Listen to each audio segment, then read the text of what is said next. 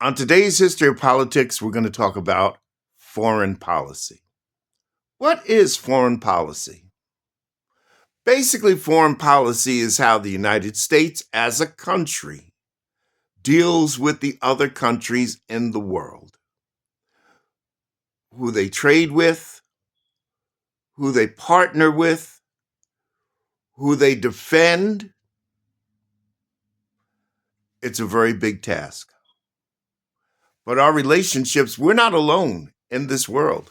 And I need somebody to recognize that. Americans are not alone on this earth. No, no. This is a big planet with 6.3 billion people upon it, of which the United States may have around 300 million plus. The bottom line is we have to deal with other countries because they have things unique to their regions that we don't have. They have developed other skills and techniques and technologies that we have not. And we need to have dealings with them. And that is the idea of trade. We not only trade in goods, we trade in technologies. We trade in intelligence. We trade in ideas. Good relationships are necessary. And with those whom we trade with, we help them in their crisis as well. If they are subject to some kind of an earth-shattering, devastating event, we help them out financially. Or if another country that is offensive to us attacks that friendly country to us, we help them to defend their country. And that's basically what foreign policy is. That's basically what the founders wanted us to do. That's why we're part of the United Nations and NATO. As a matter of fact, we are one of the 5 founding countries of the UN Charter. Did you know that? We're also part of NATO. So here's the thing. We haven't always had the best relationships with other countries. And we've tried to step in sometimes and push our agenda in another country upon them. To wit, when we went to Iraq after 9/11, where we never should have been, I might add, because George W. Bush wanted to get even for Iraq trying to take out George H.W. Bush after the Gulf War. We went there on the premise of training the Iraqi soldiers to be able to fight independent. Since we already took care of Saddam Hussein, we took him out, which was also a mistake. I'll tell you why in a minute. But we also tried to make them a Judeo-Christian country. You can't do that. You're not going to wipe out Islam. Forget about it. You shouldn't even be trying. They have the right to believe what they want to believe in a faith base. While God does try to get all of us back under his tent, but he gives us the freedom of choice. If you're a Christian, you should understand that according to the Bible, those who believe will be saved. Those who don't will go to hell.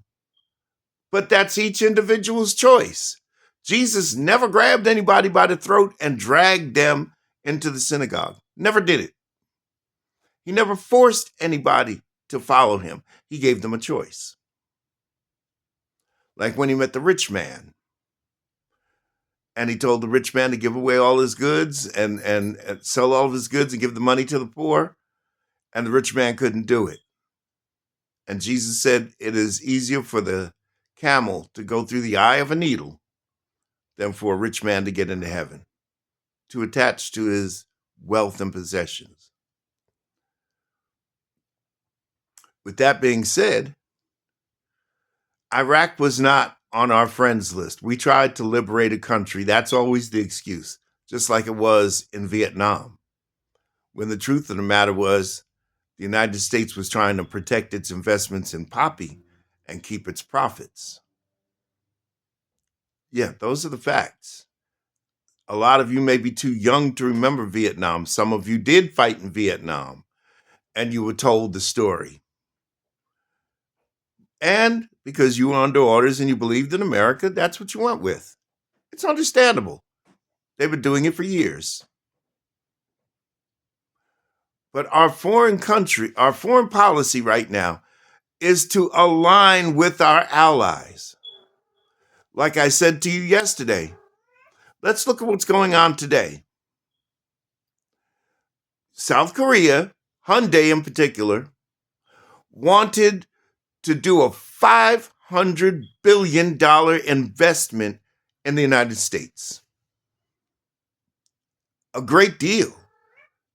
They wanted to bring the technology for electric vehicles and electric batteries to produce and manufacture them here in the U.S. They developed the technology in South Korea because they were already doing it over there, but they wanted to bring it here, which would have brought jobs, which would have gave us a new commodity in the market. But what did this administration do? It sent in its Gestapo, ICE, who went to Georgia and took 400 plus workers from South Korea, put them in dehumanizing lodging, and then deported them back to South Korea. Way to make America great again. Way to foster a relationship with a friendly country that we do business with. And then had the audacity to ask those people to come back and train American workers. Do you know what Hyundai said politely? No, thank you. And as a matter of fact, we're canceling our $500 billion investment after you treated our people like that. We came to you in good faith, and you did us like this? That's not how you start a relationship. And it was done. It was done. That is horrible foreign policy. And what's interesting is Republicans historically have had dynamic foreign policies. They kept things in check in many, many ways, which brings us back to Saddam Hussein. Because believe it or not, Saddam Hussein was the check to keep Iran out of nuclear proliferation. Yes, he was. You have to understand that Saudi Arabia and Iran are mortal enemies. And with Iraq in the middle, Iraq kept the check on things where one didn't escalate against the other. But now Iraq is out of the picture. And Iran saw that and began the nuclear proliferation. But then Barack Obama and others came together and they came up with an agreement.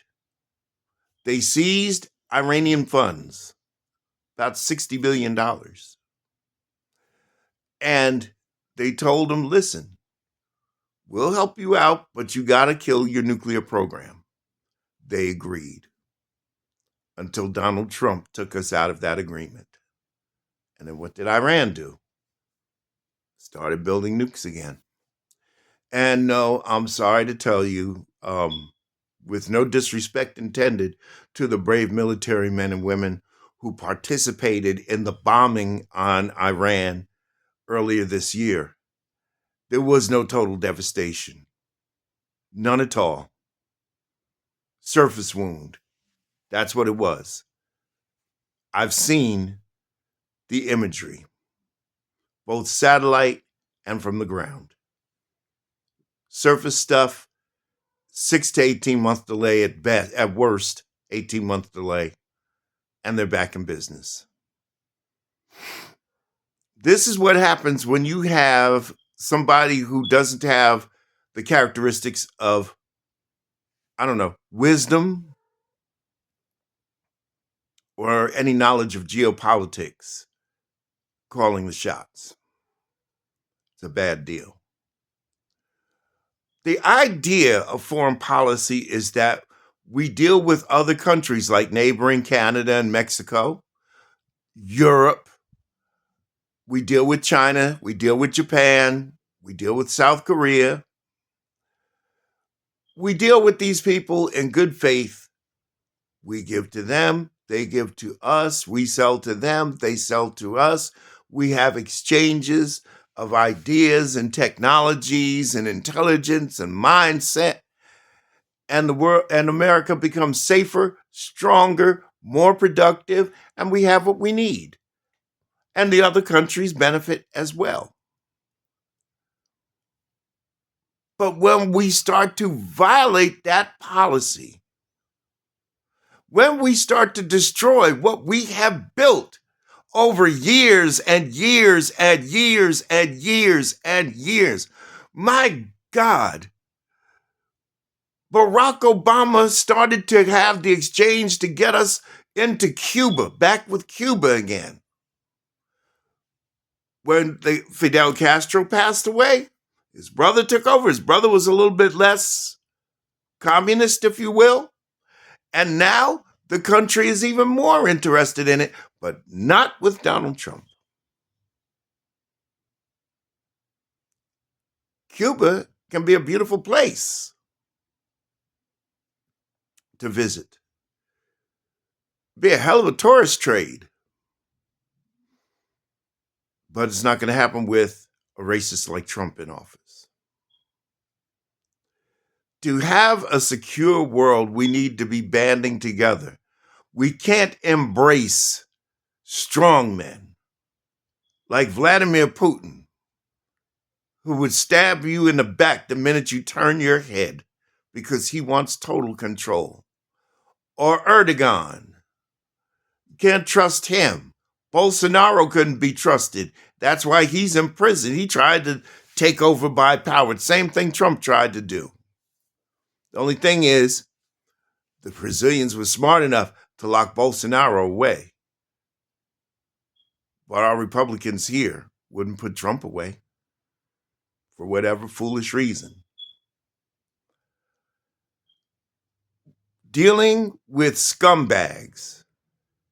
Remember, there's no honor among thieves. Putin is a thief. Erdogan is a thief. Kim Jong-un is a thief. They're dishonorable, disreputable men, hell-bent on world domination, not working with the world, dominating it. And they will fail.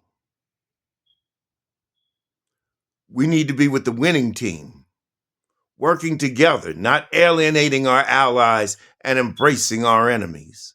That's foolishness, a lack of forethought, and even worse, a lack of vision. And that's what foreign policy is about. Plain and simple.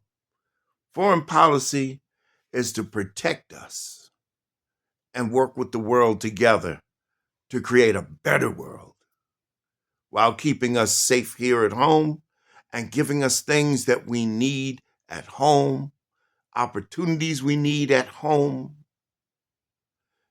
and our allies gain the same. If you learned something today, comment respectfully, like and share, and we'll see you on the next one.